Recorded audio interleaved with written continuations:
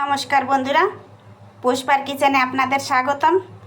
আজ আমি বানাবো কলার খোসা বাটা করব। তার জন্য আমি কলার খোসাগুলো ছোট ছোট করে কেটে নিয়েছি। এখন এগুলোকে ভেজে নেব। কড়াইতে তেল দিয়ে দিয়েছি। এখন ওর মধ্যে আমি 2-3টে শুকনো লঙ্কা ভেজে তুলে নেব।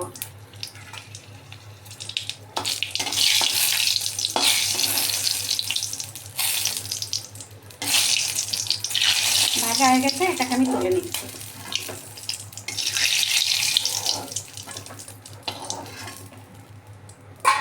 এর মধ্যে দিয়ে দেবো কিছুটা জিরে,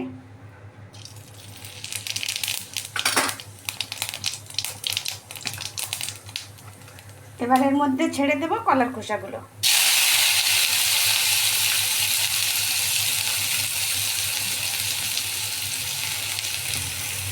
কলার খোসা সবগুলো দিয়ে দিয়েছি। এর মধ্যে দিয়ে দিয়েছি একটু লবণ, একটু হলুদ পাউডার,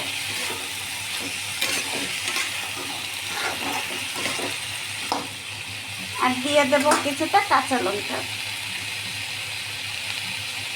দিয়ে রেখেছিলাম কাঁচা লঙ্কাগুলো দিয়ে দিলাম।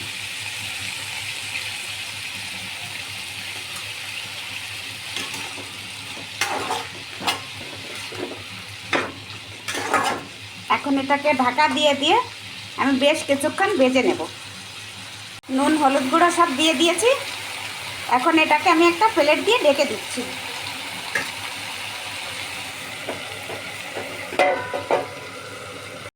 এখন ঢাকনাটাকে খুলে একটু দেখি কেমন হয়েছে।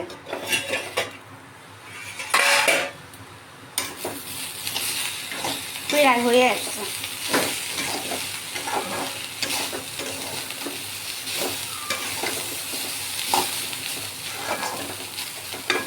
আর কিছুক্ষণ হোক, এখনো হয়নি, সামান্য একটু বাকি আছে। কিছুক্ষণ পরে দেখাচ্ছি। আবার ডেকে দিলাম। আমার এটা ভাজা হয়ে গেছে। এখন এটা আমি নামিয়ে নিচ্ছি। নামিয়ে রেখে দেখুন হয়ে গেছে।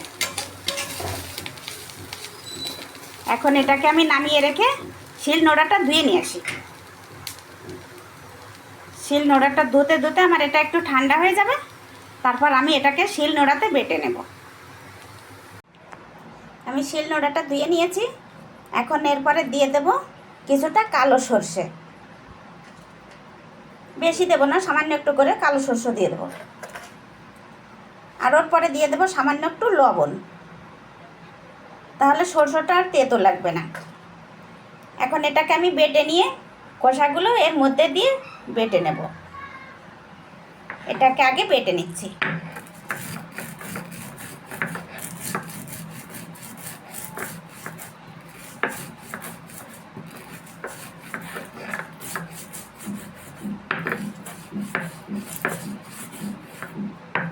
বেটে নিয়েছি।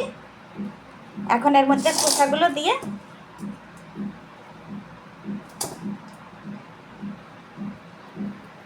অল্প অল্প করে দিয়ে বেটে নেব। এখন আমি ভালো করে এগুলো বেটে নিয়েছি। এখন এর মধ্যে যে শুকনো লঙ্কাগুলো ভেজে রেখেছিলাম, এই দুটো হাত দিয়ে ভেঙে দেব।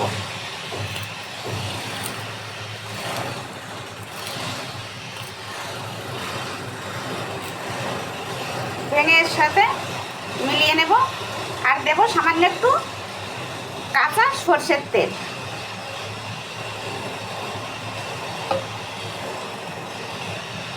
দিয়ে এখন ভালোভাবে এটাকে মেখে নেব।